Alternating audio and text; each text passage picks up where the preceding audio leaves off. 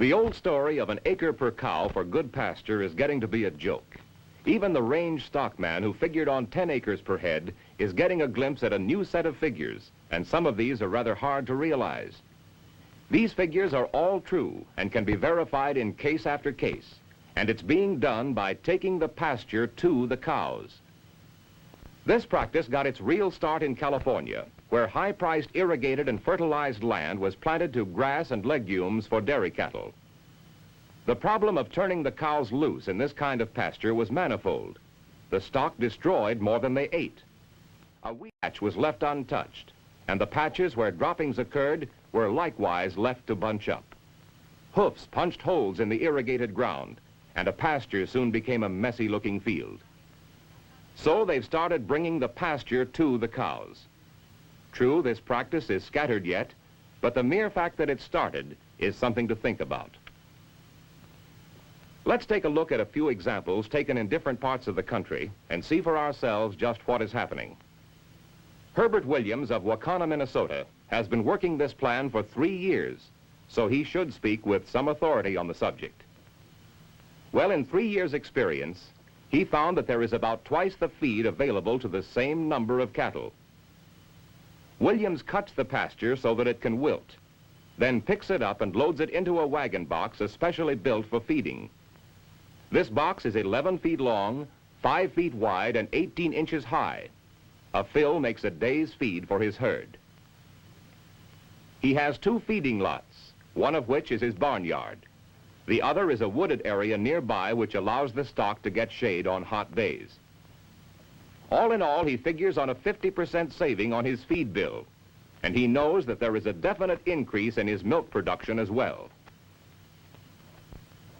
Last July, Harold Hintz, a farmer living 2.5 miles east of Denison, Iowa, bought 44 head of white-faced Herefords from the drought-stricken area of southwest Nebraska.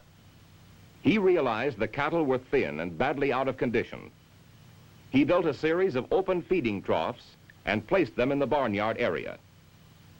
After breakfast each morning, he drives his WD tractor, forage harvester, and a standard wagon into the field. He fills the wagon 3/4 full of chopped mixture. It takes him about 10 minutes using a grass cutter attachment. He then drives into the feeding lot where he fills the troughs with half his load. The cattle really go for that fresh pasture too, sometimes eating for 3 hours. Harold adds a little dry hay to the silage.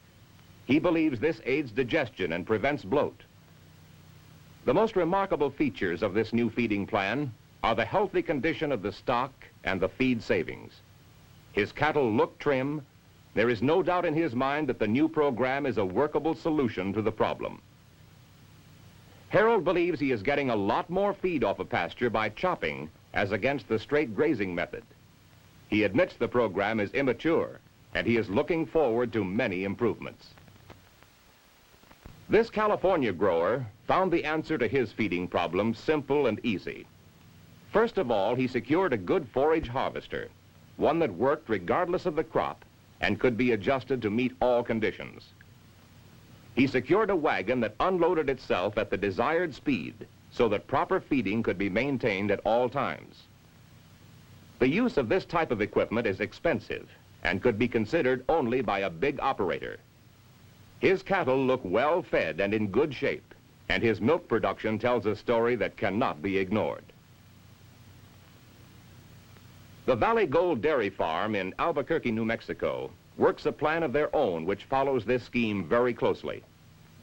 They have 500 acres under irrigation from the Rio Grande and 600 head of cattle to feed throughout the year.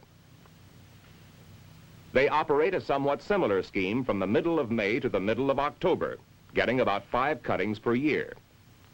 They cut with a standard forage harvester, loading into stock wagons which are delivered into a central area ready for unloading, where they are converted into horse-drawn wagons for feeding purposes and arranged so that they can feed throughout the day, keeping the rotation correct at all times.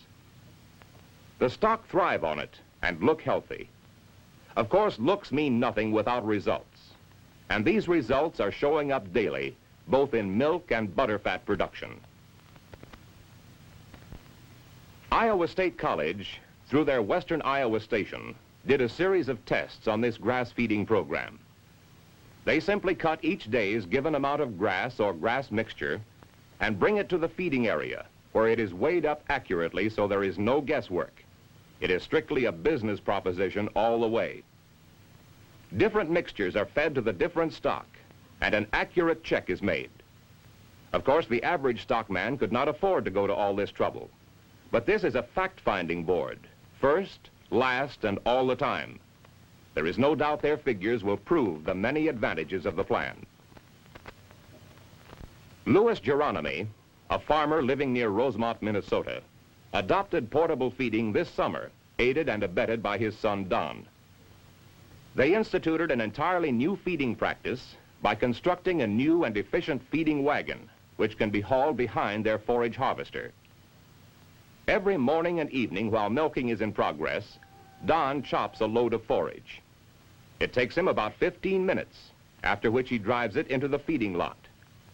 Practice tells him how full to make the wagon, and that is the whole story. Geronimi gets up to twice as much feed from a given area. More versatility results in the use of his fields since he requires no fences. This dry lot feeding routine is giving him better and more uniform production of milk, even in the fall months. His whole herd is averaging better than 35 pounds, in spite of the fact that 15 head of his stock were first calf heifers, so his program must be right. Notice that the cutting was done in strips. This was done for a purpose. He had more feed than he needed, so he left strips on the chance that seed would set. The result was that seed set exceptionally well and yielded a good crop on the strips not used for feed. Of course, an all-crop harvester moved in to do this job in a hurry and turned out an excellent quality of seed. At Mab Acres, Dr. M.C. Borman at Northlake, Wisconsin, with Mr. C. Browning as manager, have a somewhat similar story to tell. They cut their pasture requirements from 40 acres to 14 acres during the past year, which was very dry and anything but a good year. Mr. Browning fenced a 4-acre plot for a feed lot, building permanent bunks on one side of the lot. He loads into a truck which is hauled behind his forage harvester until a sufficient load is accumulated. It is then unhitched and driven to the feed lot, where the self-unloading feature of the truck is put into effect. The load is then quickly delivered to the stock, which is ready and waiting. This is accomplished twice a day. His 42 head of Holsteins look healthy and well-fed. They have had no bloat and no scours. His milk production has been normal all season. His mixture of brome, ladino, and alfalfa has worked out very satisfactorily. His excess grass is put in a trench silo for winter feeding that keeps his milk production up all winter. We take you now to Ed Carter and Sons of Rockton, Illinois. They farm 240 acres, only partially used for dairying. They milk 44 cows and feed them in the new-fashioned way. This pasture is cut each day and brought into a permanent feedlot. The mixtures vary with the weather and the time of the year. Sudan grass is grown in case the clover mixture fails in dry times. The feedlot consists of about 8 acres.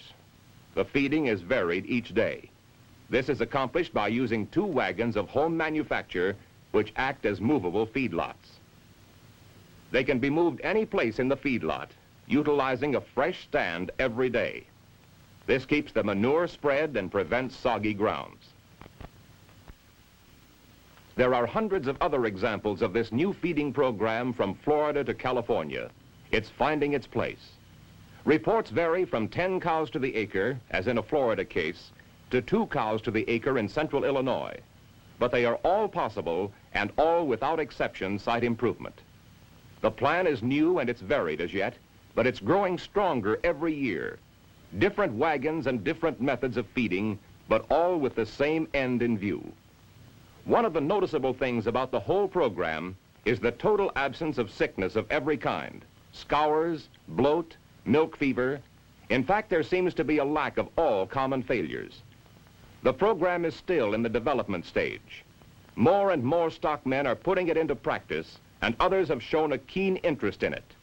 It is growing by leaps and bounds, and may finally emerge as a standard method for all to use.